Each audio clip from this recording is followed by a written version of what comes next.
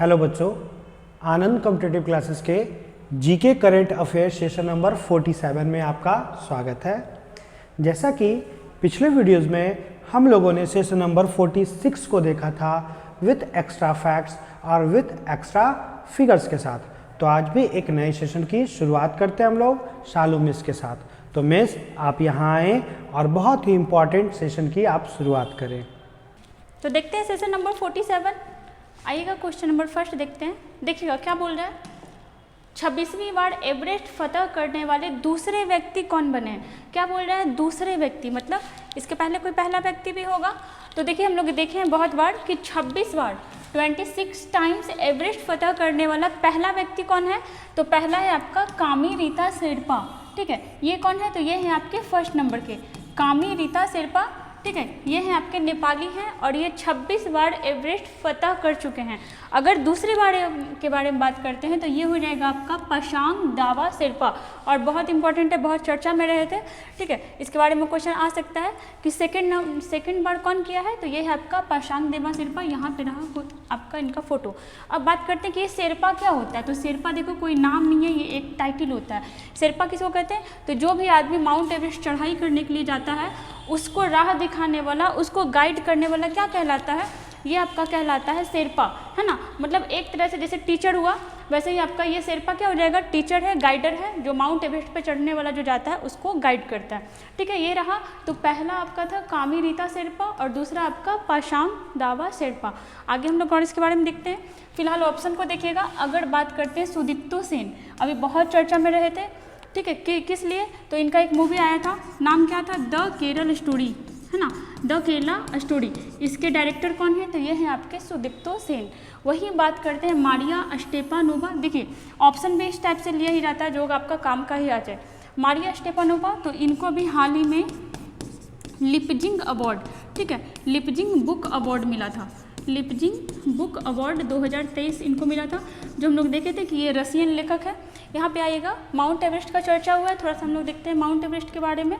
तो देखिएगा इससे पहले चोटी 15, ठीक है, मतलब पीक नंबर 15 के नाम से जाना जाता था किसको, तो किसको, माउंट एवरेस्ट को, जिसका ऊंचाई कितना है, तो ऊंचाई है आपका 8850 मीटर।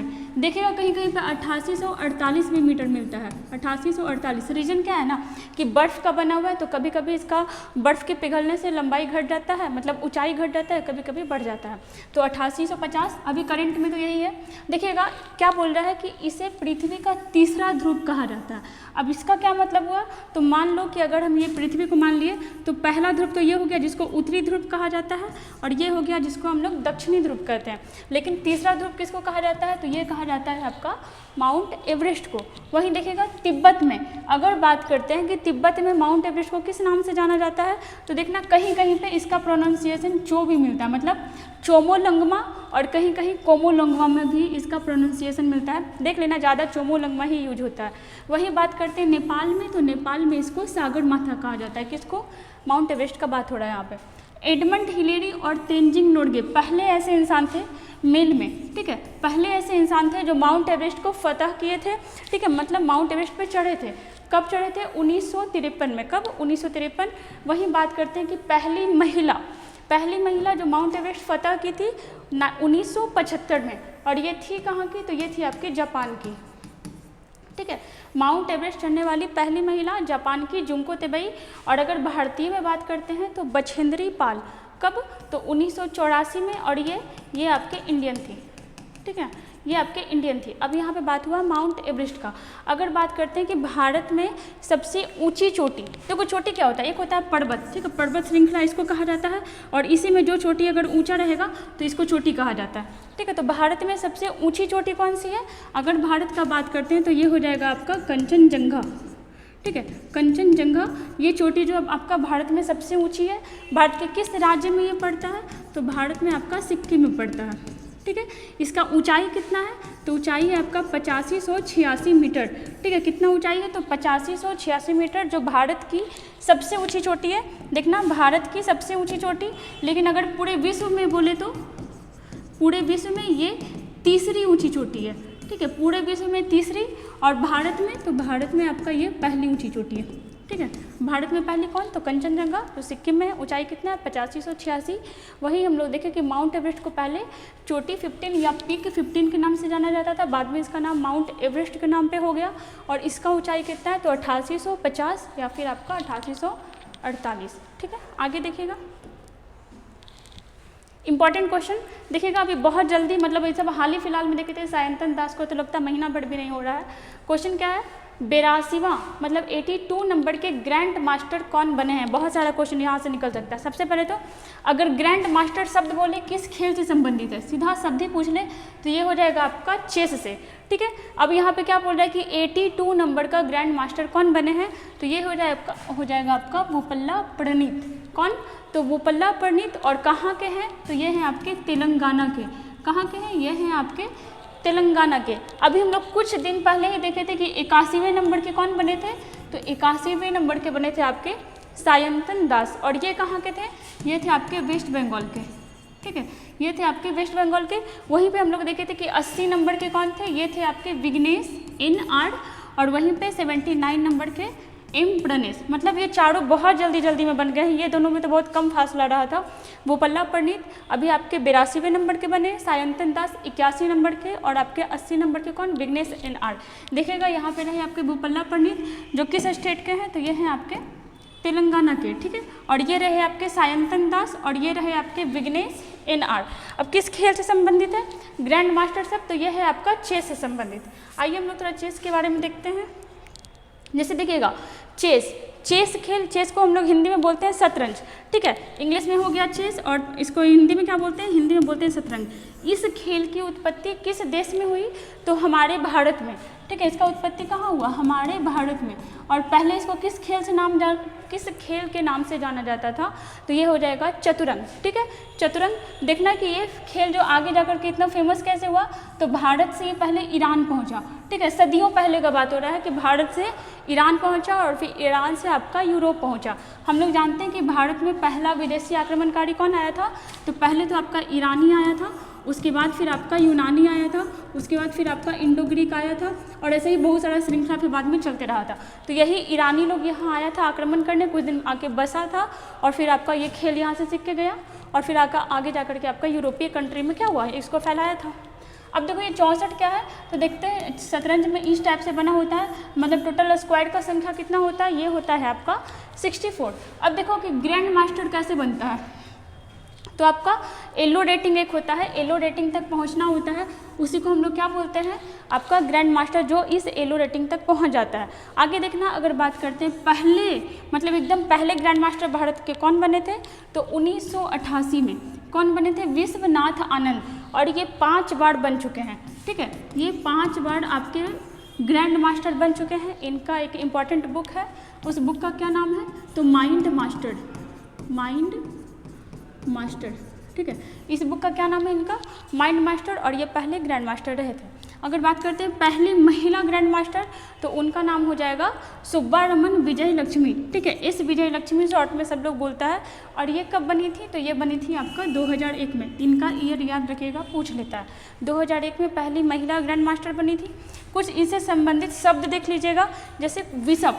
ठीक है, बिशप तो उसको ही कहते हैं जो खेलने वाला होता है। गैम्बिट हो गया, चेकमेट हो गया, चेकमेट वर्ड भी आपका किससे संबंधित है, तो ये आपका चेस से संबंधित है।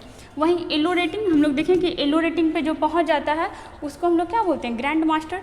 वहीं कैसल शब्द, ये भी आपका चेस से संबंधित है। स्टेलमेट, पॉन और फिडे, ये सारा शब्द, फिडे तो ये अध्यक्ष ही करवाता है, मतलब शतरंज खेल का आयोजन कौन करवाता है, तो ये आपका फिडे करवाता है। ठीक है, इतना सारा शब्द किस खेल से संबंधित है, तो ये संबंधित है आपका शतरंज से। ठीक है, याद रखिएगा ये विश्वनाथ आनंद का। और अभी फिलहाल कौन बने हैं, तो ये बने हैं आपके बोपल्ला प्रणीत, जो तेलंगाना राज्य से संबंधित हैं। ठीक है, आते हैं नेक्स्ट क्वेश्चन पे। 3 देखते हैं, किस केंद्रीय मंत्री ने पढ़ाई भी पोषण भी अभियान शुरू की है। अभियान का क्या नाम है, तो पढ़ाई भी और पोषण भी किसके द्वारा स्टार्ट हुआ है, तो ये स्टार्ट हुआ है आपका स्मृति ईरानी के द्वारा। किसके द्वारा, स्मृति ईरानी। अगर बात करते हैं स्मृति ईरानी के बारे में, तो अभी इनके पास कौन सा मंत्रालय है, तो महिला एवं बाल विकास मंत्रालय। कौन सा, महिला एवं बाल विकास मंत्रालय। ठीक है, और इनको एक और मंत्रालय का अतिरिक्त प्रभार भी मिला हुआ है, वो किस चीज़ का है, तो वो है आपका अल्पसंख्यक मंत्रालय का। ठीक है, अल्पसंख्यक मंत्रालय का मतलब कह सकते हैं कि अल्पसंख्यक मंत्री भी कौन है अभी, तो ये आपका स्मृति ईरानी को मिला हुआ है, जिसको अतिरिक्त प्रभार कह सकते हैं।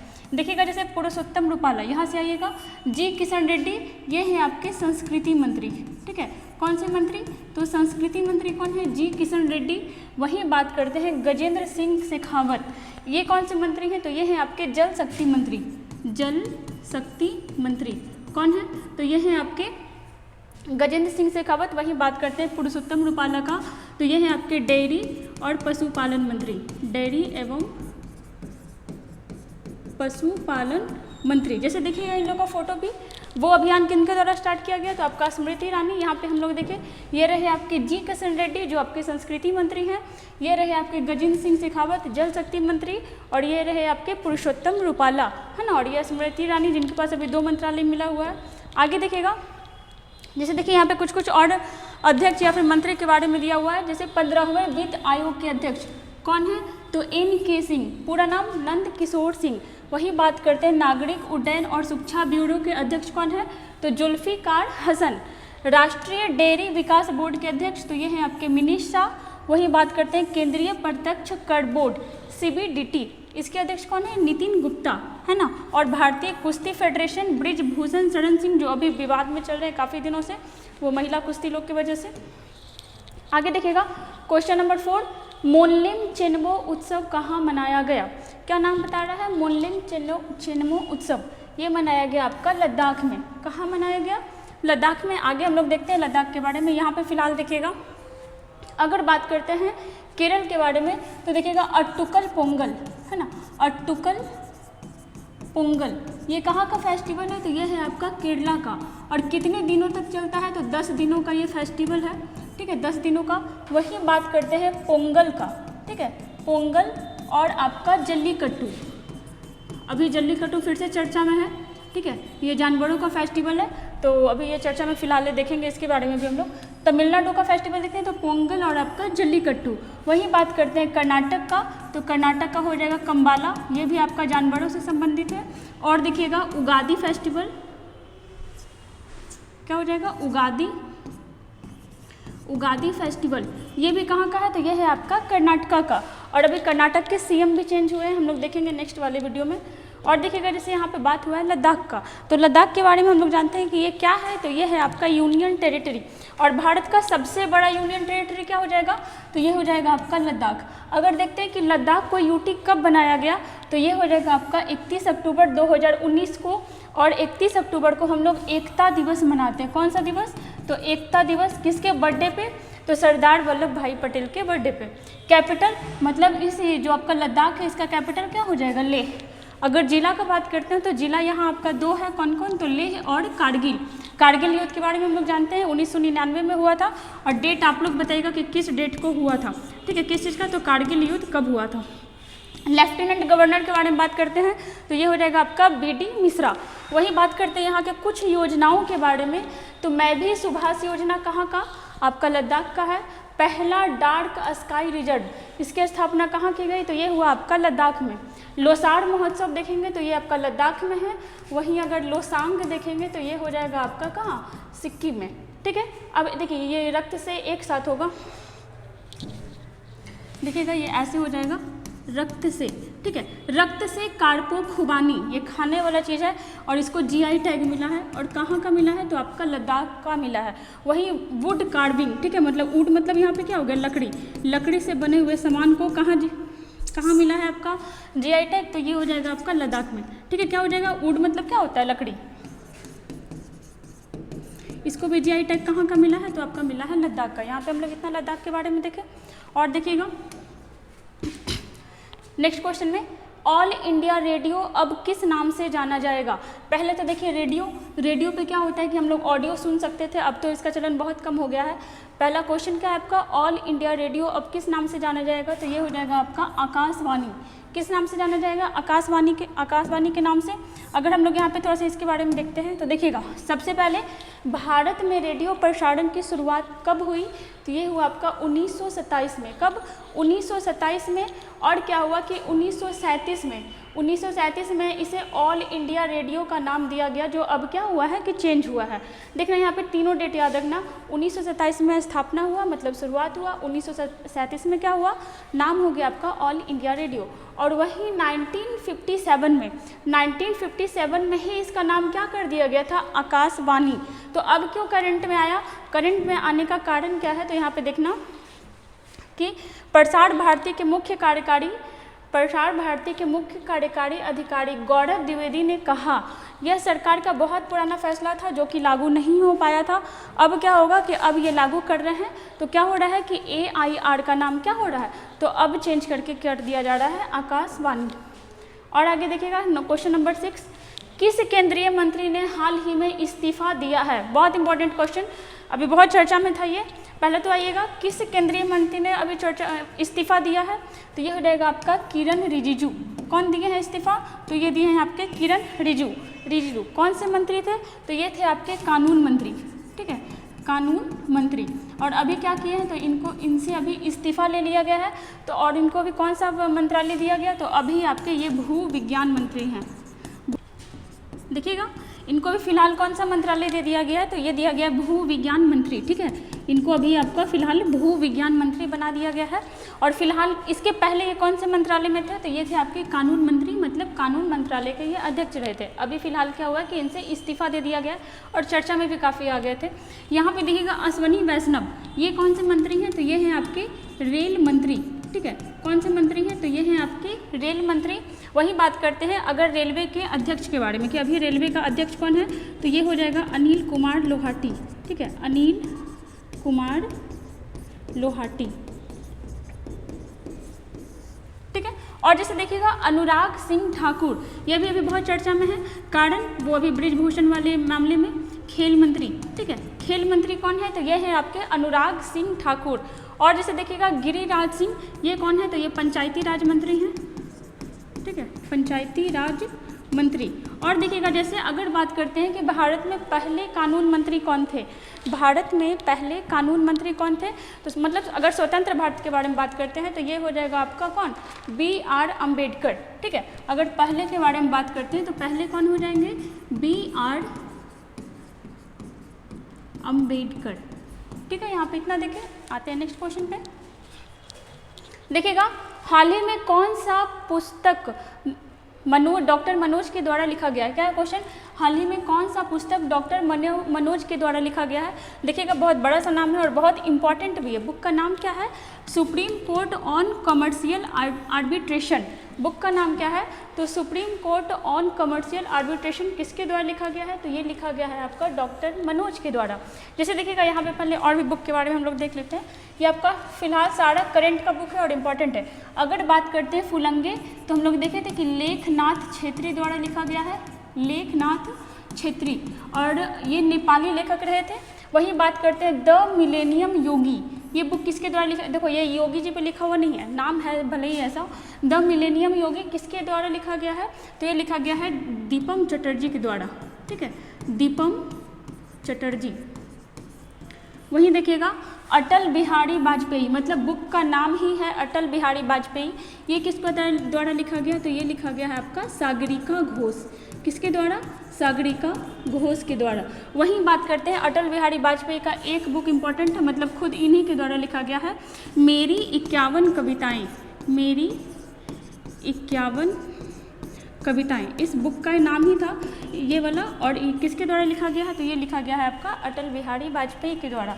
जैसे देखिएगा इस बुक के बारे में, देखिए supreme court on commercial arbitration किसके द्वारा लिखा गया है, तो ये लिखा गया है आपका डॉक्टर मनोज के द्वारा, ठीक है। और यहाँ पे मॉडल मतलब सुप्रीम कोर्ट के बारे में वहाँ का कुछ फैसला वगैरह के बारे में दिया हुआ है इस बुक में। आगे आइएगा, देखिएगा क्वेश्चन नंबर 8, पीएम मोदी द्वारा हाल ही में अंतर्राष्ट्रीय संग्रहालय एक्सपो 2023 का उद्घाटन कहाँ किया गया है।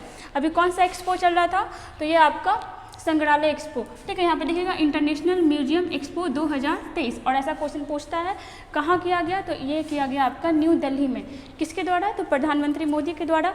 जैसे देखिएगा अभी हम लोग कुछ और देखते हैं। फिलहाल यहाँ पे देखिएगा अगर बात करते हैं कि ताड़ के पत्तों से बना संग्रहालय, ताड़ के पत्तों से बना संग्रहालय कहाँ बनाया गया है? तो ये बनाया गया है आपका केरला में। हम लोग बहुत बार देखे थे। ये कहाँ बनाया गया है? तो ये आपका बनाया गया है केरला में। वही बात करते हैं खाद्य संग्रहालय, ठीक है। खाद्य संग्रहालय मतलब ये पहला चीज़ है, ये सारा यहाँ पे पहला ही है।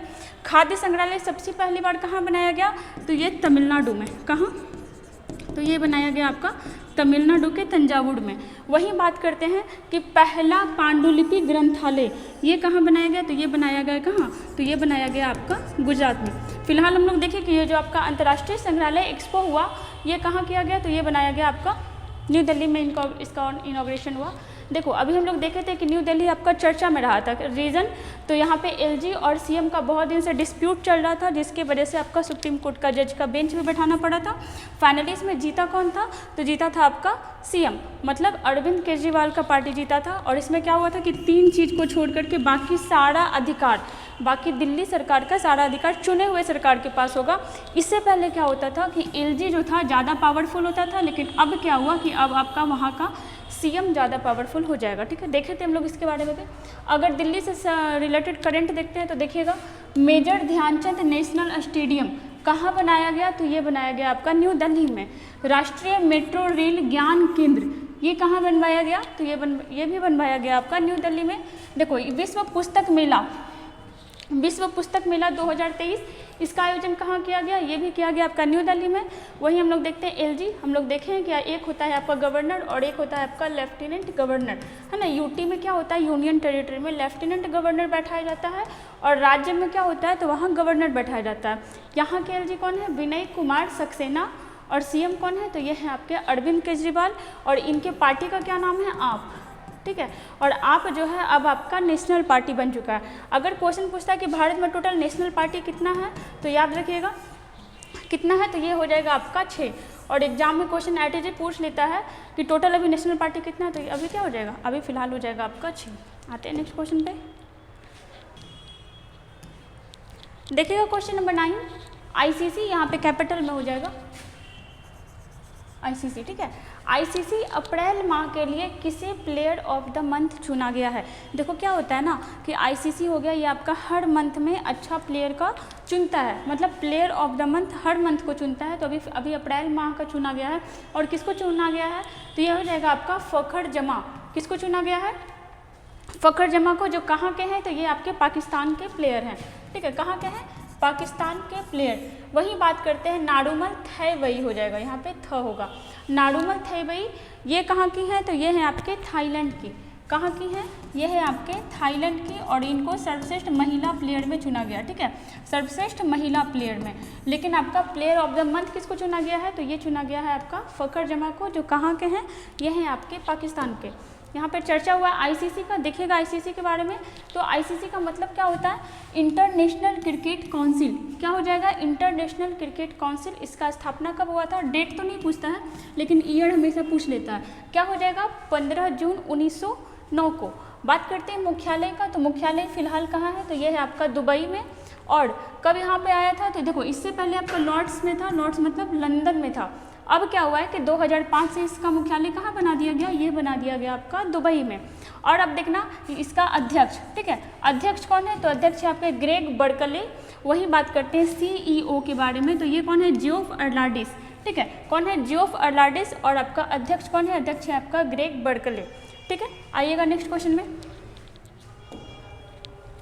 क्वेश्चन नंबर 10 इंपॉर्टेंट है।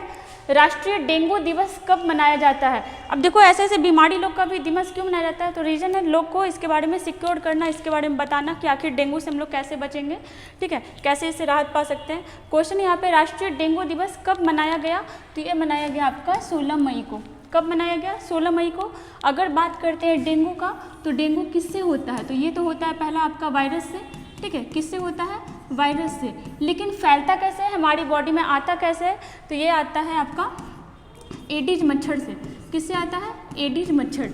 देखो होता है आपका वायरस से, लेकिन वायरस से हमारे बॉडी में कहाँ तक कैसे पहुँचता है? तो ये पहुँचता है आपका एडिज मच्छर से। वहीं बात करते हैं मलेरिया का, ठीक है। देखो मलेरिया भी आपका मच्छर से ही होता है, लेकिन रीजन मच्छर नहीं होता है, समझना यहाँ पे।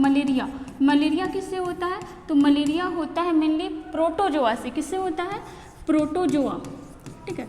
प्रोटोजोआ से होता है, लेकिन ये प्रोटोजोआ डायरेक्ट हमारे बॉडी में नहीं आता है। कैसे आता है? तो ये फीमेल मच्छर, ठीक है, क्या हम लोग इसको बोलते हैं? मादा एनोफ्लीज, मादा एनोफ्लीज, ठीक है, इससे हमारे बॉडी में आता है। मतलब जब मादा एनोफ्लीज मच्छर हमें काटती है तो हमारे बॉडी में कौन सा रहता है? प्रोटोजोआ आता है। और किसका प्रोटोजोआ? तो आपका मलेरिया का। वहीं बात करते हैं एडिज मच्छर जब हम लोग को काटती है, ये भी आपका फीमेल ही है। एडिज मच्छर अगर हमें काटती है तो हमारे अंदर आपका किसका वायरस आ जाता है? डेंगू का। और उससे क्या होता है कि ये डेंगू बुखार हो जाता है और उसमें फीवर वगैरह बहुत ज़्यादा होता है। यहाँ पे देखना नेशनल डेंगू डे, अब ये रहा डे वाला, तो हम लोग कुछ कुछ इंपॉर्टेंट डे देख लेते हैं। जैसे देखिएगा 16 मई, ठीक है, क्या होता है इसमें? राष्ट्रीय डेंगू दिवस। एक इम्पॉर्टेंट डे 16 मई को और भी होता है, अंतर्राष्ट्रीय प्रकाश दिवस। ये भी कब होता है? ये होता है आपका 16 मई को। वहीं देखना 15 मई को, तो ये होता है आपका अंतर्राष्ट्रीय परिवार दिवस। और कब से मनाया जा रहा है? तो 1994 से। 13 मई को हम लोग देखे थे विश्व प्रवासी पक्षी दिवस। वहीं अगर देखते हैं प्रवासी दिवस, ठीक है, प्रवासी दिवस, तो ये मनाया जाता है आपका कब? 9 जनवरी को, ठीक है। 12 मई को बहुत इंपॉर्टेंट है, 12 मई को अंतर्राष्ट्रीय नर्स दिवस मनाया जाता है। 11 मई को भी हम लोग डिस्कस किए थे, क्या? तो राष्ट्रीय प्रौद्योगिकी दिवस। हम लोग देखे थे कि पोखरण में कैसे क्या हुआ था? परमाणु परीक्षण किया गया था। और देखना 8 मई को विश्व थैलेसीमिया दिवस। अभी हम लोग डेंगू दिवस देखे थे कब? 8 तारीख को, 8 दूनी 16। वही बात करते हैं 8 मई को और भी, तो विश्व रेड क्रॉस दिवस। इसके बारे में हम लोग देखे थे, रेड क्रॉस आपका एक संस्था है जिसका काम क्या होता है? तो घायल सैनिकों लोग का मदद करना। वहीं पे देखना 7 मई को विश्व एथलेटिक्स दिवस। 4 मई को आपका अंतर्राष्ट्रीय अग्निशामक दिवस। और सबसे इम्पॉर्टेंट 3 मई, इस दिन क्या होता है? तो विश्व प्रेस स्वतंत्रता दिवस। और हम लोग देखे थे कि भारत का विश्व प्रेस स्वतंत्रता दिवस में 180 देशों को रैंकिंग में कितना नंबर पे आया था? भारत 161 पे, जो कि और भी खराब स्थिति में आ गया है। 2 मई को देखिएगा विश्व अस्थमा दिवस, जो भी आपका बीमारी से संबंधित है। देखिए 3 ठो बीमारी वाला डे यहाँ पे आ गया। और इम्पॉर्टेंट है 1 मई वाला विश्व मजदूर दिवस, ठीक है, कब से मनाया जा रहा है? तो 1890 से, है ना, पूरे वर्ल्ड लेवल पे मनाया जाता है। ठीक है, हमारा 10 क्वेश्चन यहाँ पे कंप्लीट हुआ।